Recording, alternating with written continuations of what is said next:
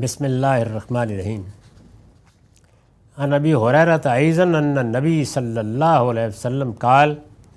اذا حضر المؤمن اتته ملائکۃ الرحمہ بحریرۃ بیضاء فیقولون اخرجی راضیۃ مرضیہ عنک الی روح اللہ و ریحان و رب غیر غضبان فتخرج کأطیب ریح المسک حتی انہ لیناولہ بعضهم بعضا یشمونہ حتی یأتون بہ باب السماء فیقولون ما اطیب هذه الریح التي جاءتکم من الارض فیأتون بہ ارواح المؤمنین فلہم اشد فرحا بہ من احدکم بغائبہ یقدم علیہ فیسألونہ ماذا فعل فلان فیقولون دعوا فإنہ کان فی غم الدنیا فإذا قال اما اتاکم قالوا ذهب به الی امہ الہاویہ وإن الکافر اذا اختزر اتته ملائکۃ العذاب بمس فیقولون اخرجی ساخطۃ مسخوطا علیک الی عذاب اللہ عز وجل فتخرج کأنتن ریح جیفا حتی یأتون بہ باب الارض فیقولون ما انتن هذه الریح حتی یأتون بہ ارواح الکفار حتی یأتون بہ ارواح الکفار۔ یہ السنن الصغریٰ سے روایت لی گئی ہے نسائی کی، اور رقم ہے 1833۔ وہی عذاب قبر کا باب ہے۔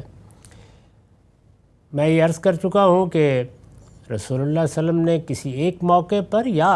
متعدد مواقع پر جو باتیں بیان کیں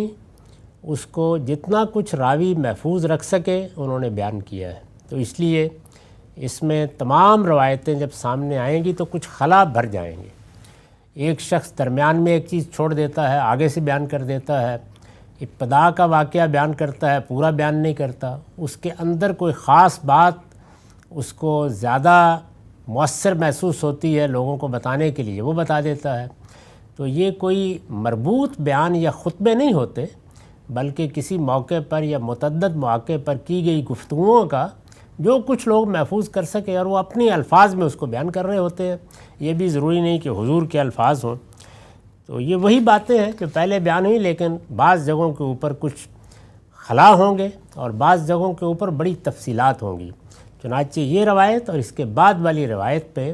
بالکل یہی تعلق ہوگا، وہ بہت تفصیلی ہے، اور اس میں ایسے معلوم ہوتا ہے کہ جیسے ممکن حد تک پوری بات بیان کر دی گئی ہے، لیکن اب تک جو ہم چیزیں پڑھ رہے ہیں ان میں اجزاء زیر بحث آتے رہتے ہیں، بعض جگہوں پر ذرا مفصل اور بعض جگہوں پر بالکل ہی مختصر۔ تو یہ بھی ایک روایت ہے، اس کو بھی سن لیجئے۔ ترجمہ ہے، ابو ہریرہ رضی اللہ عنہ سے روایت ہے کہ نبی صلی اللہ علیہ وسلم نے فرمایا، جب بندہ مومن کی وفات کا وقت قریب ہوتا ہے تو رحمت کے فرشتے اس کے پاس ایک سفید ریشمی کپڑا لے کر آتے ہیں۔ اب یہ دیکھیے کہ یہ ایک اضافہ آ گیا سامنے،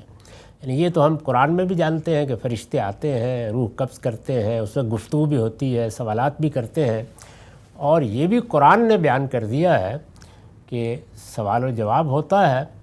اور جو کچھ گفتگو ہوتی ہے یا جس طرح کا رویہ اختیار کیا جاتا ہے یا جو فرشتے آتے ہیں وہ آدمی کی سیرت کردار کے لحاظ سے آتے ہیں۔ یعنی کون سے فرشتے ہیں، جہنم کے فرشتے ہیں یا جنت کے فرشتے ہیں، تو یہ بات بیان کی۔ تو یہاں کہا رحمت کے فرشتے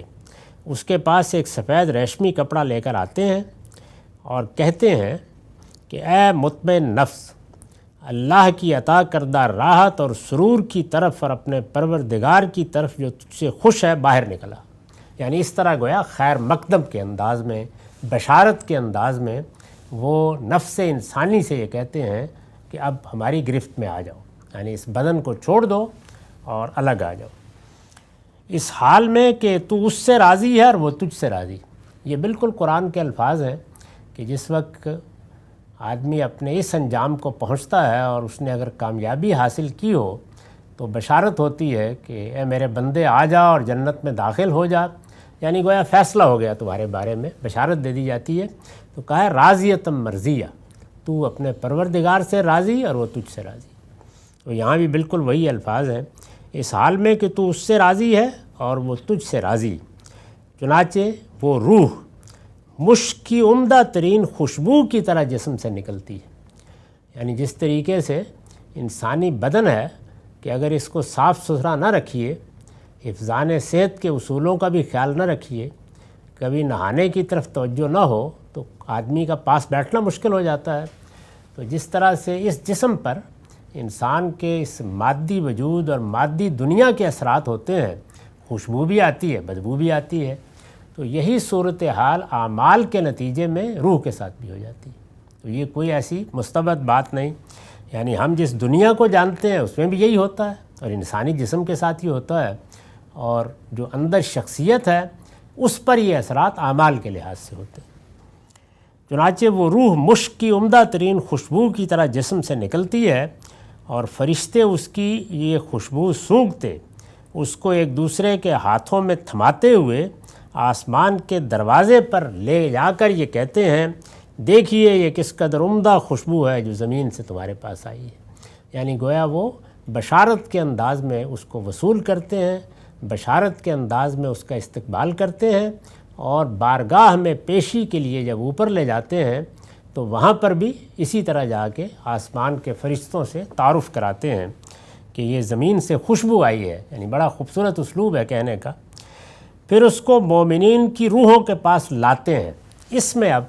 ایک حصہ پورا کا پورا اس راوی نے حذف کر دیا ہے، یعنی اس کے بعد کیا ہوتا ہے یہ اگلی روایت میں سامنے آ جائے گا۔ تو یہ سب کچھ ہونے کے بعد پھر کہا جاتا ہے کہ اس کو زمین پر لے جاؤ، جو اس کے لیے ہم نے جگہ مقرر کی ہے، یا وہیں رہے گا قیامت تک۔ تو زمین پر واپسی جب ہوتی ہے تو وہاں پھر ایک طریقے سے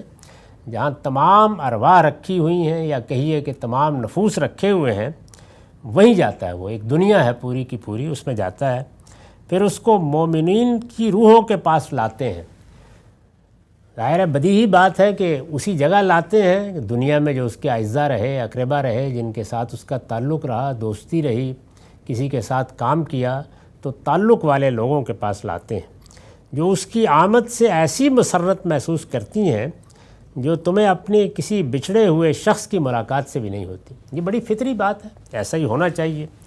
پھر وہ ارواح اس سے دنیا کے حالات پوچھتی ہیں کہ فلاں آدمی نے کیا کیا اور فلاں نے کیا کیا، اس لیے کہ ظاہر ہے کہ وہاں وہ اپنے پورے شعور کے ساتھ موجود ہیں۔ پھر وہ کہتی ہیں، یعنی جب ادھر ادھر سے اعزاء، اقربا، دوست، احباب سب پوچھ رہے ہوتے ہیں، تو پھر وہ کہتی ہیں کہ ابھی اسے آرام کرنے دو، اس لیے کہ یہ دنیا کے غموں میں تھا۔ یعنی کیا تم سب لوگ ہجوم کر کے اکٹھے ہو گئے ہو، یہ پوچھ رہے ہو، وہ پوچھ رہے ہو، اسے کچھ آرام کرنے دو۔ جب یہ روح ان سے پوچھتی ہے، اب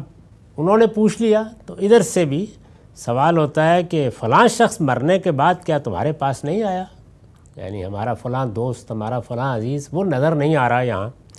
تو اس پر وہ روحیں کہتی ہیں کہ اس کو تو اس کی گہری کھائی کے ٹھکانے میں لے جایا گیا ہے۔ تو بتایا گیا کہ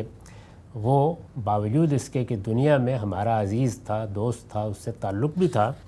لیکن اس کا انجام دوسرا ہوا ہے۔ یہ پھر ذہن میں رکھیے کہ یہ رسول اللہ کے زمانے کے لوگ ہیں جن کو ان کا انجام بتایا جا رہا ہے۔ اور فرمایا، اور جب کافر کی موت کا وقت آتا ہے، یعنی اب اس کے مقابل کو بیان کیا، تو عذاب کے فرشتے ایک ٹاٹ کا کپڑا لے کر آتے ہیں اور کہتے ہیں، یعنی وہاں کیا لے کے آئے تھے؟ ایک ریشمی لباس لے کے آئے تھے یا کپڑا لے کے آئے تھے، اور کہتے ہیں کہ اے نفس تو اللہ کے عذاب کی طرف نکل آ، اس حال میں کہ تو بھی ناراض اور وہ بھی تجھ سے ناراض۔ وہاں راضیتم مرضیہ کی بشارت تھی۔ چنانچہ وہ روح سڑے ہوئے مردار کی بدبو کی طرح جسم سے باہر نکلتی ہے۔ وہاں خوشبو تھی اور یہاں یہ، اور فرشتے اس کو زمین کے دروازے پر لا کر کہتے ہیں، یعنی جہاں سے زمین کا مدار ختم ہوتا ہے اور آسمانوں کی وسعتیں شروع ہوتی ہیں، تو وہاں حاضری کے لیے لے جاتے ہیں، اور وہاں کہتے ہیں یہ کیسی بری بو ہے۔ پھر اس کو کفار کی روحوں میں لے جاتے ہیں، یعنی وہ مومنین کی روحوں میں گیا تھا، یہ کفار کی روحوں میں، اور ظاہر ہے کہ وہاں پر بھی وہی کچھ ہوتا ہے۔ تو یہ میں نے اس پر وضاحت بھی کر دی ہے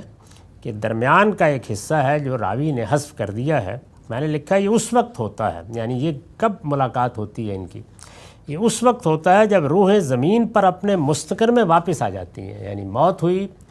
روح نکالی گئی یا انسانی شخصیت کو الگ کیا گیا، بارگاہ میں حاضری کے لیے اوپر لے جایا گیا، وہاں سے واپس کیا گیا، پھر وہ مستقر یا وہ جگہ ہے جو اللہ ہی جانتا ہے جہاں پر وہ رکھی ہوتی ہیں، مومنین کی الگ ہے اور منکرین کی الگ ہیں، وہاں واپس آ جاتی ہیں۔ راوی نے یہاں بعض مراحل حذف کر دی ہیں، یعنی یہ بات درمیان سے چھوڑ دی ہے۔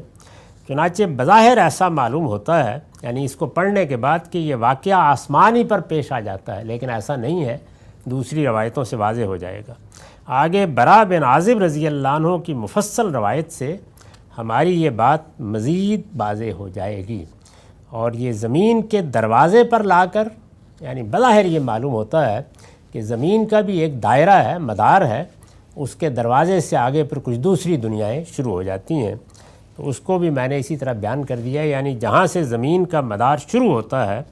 زمین اور آسمان کے دروازوں سے ان روایتوں میں غالباً یہی مراد ہے۔ وآخر دعوانا الحمدللہ رب العالمین۔